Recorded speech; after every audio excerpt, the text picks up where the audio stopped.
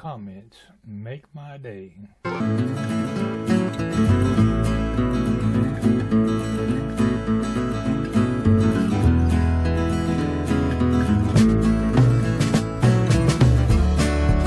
Good day, viewers. Just a little short vlog today. Don't got a lot of exciting info for you. The wife and I went and got our COVID booster shot. We've already had the 2 regular shots of Pfizer. We went and I got a Pfizer booster.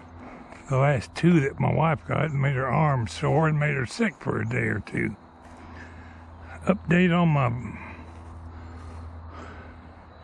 armadillo. My yard is worse than ever. He must come out here when I'm asleep. I don't remember seeing that one yesterday. He's totally ruined the yard. I came out here the night before last, and he wasn't there. And I came back later and looked out the door, and the critter was right out there by the fence. Now, I've been practicing my shot from right there about 30 yards away, but he was almost under the street light. So from the doorway right over there, I cut down on him with that 22. If I hit him, sure didn't faze him. He turned and started towards that utility pole and disappeared into the tall grass onto that lot. Well, I got off a second shot at him about the time he was right at the fence over there going into the deep woods. So I shot at him twice, and if I didn't hit him, I sure scared the tar out of him. But he needs to look out. Pwalpar ain't playing games no more.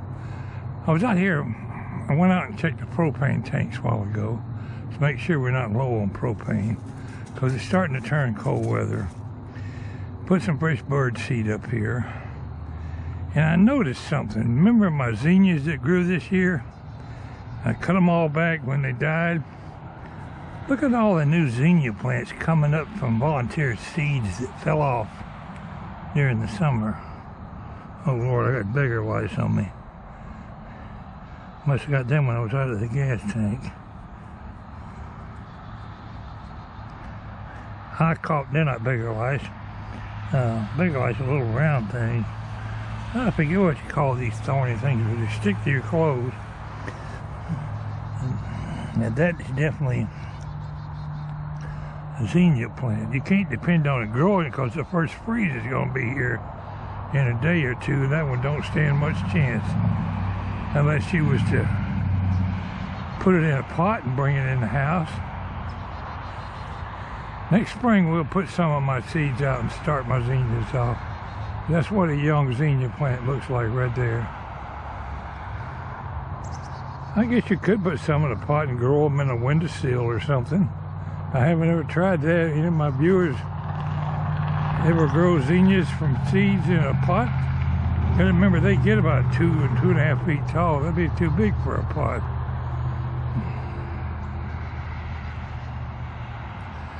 Anyhow, just a little zinnia update in the middle of the cold weather.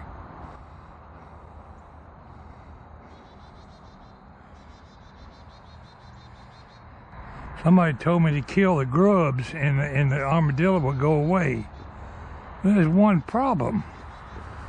It would cost you a small fortune to treat 2.5 acres of land to kill the grubs. I'd rather spend $2 on a box of 22 shells, or maybe some shotgun shells. He needs to get the message and move out of my neighborhood.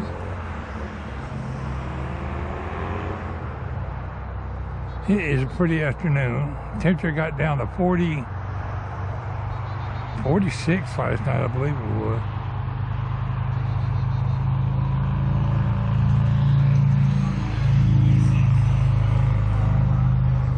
Streaking down the road on his bike with a brown t-shirt on. You can get chilly on a motorcycle.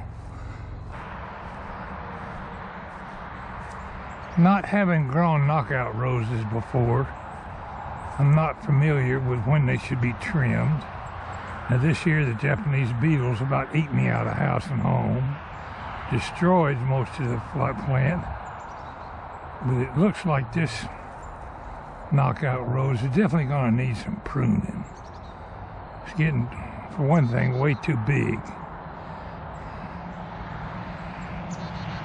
This one has done remarkably well. That one over there is done fair to middling. We had 3 of them. This little green, blue-white rose here. It's not a knockout rose. It doesn't grow very well here, probably because I don't know how to tend to them. Some of my viewers might suggest to me how and when to trim knockout roses. This Pwalpar wishing everybody well. Hope you had a nice Halloween. Thanksgiving will be coming up before you know it. The holiday season will be upon us. They already got the Christmas decorations in the stores.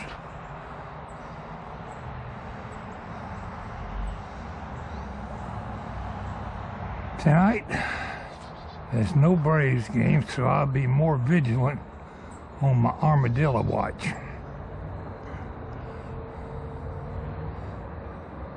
Y'all take care. It's Pwalpar saying, we'll see you next time.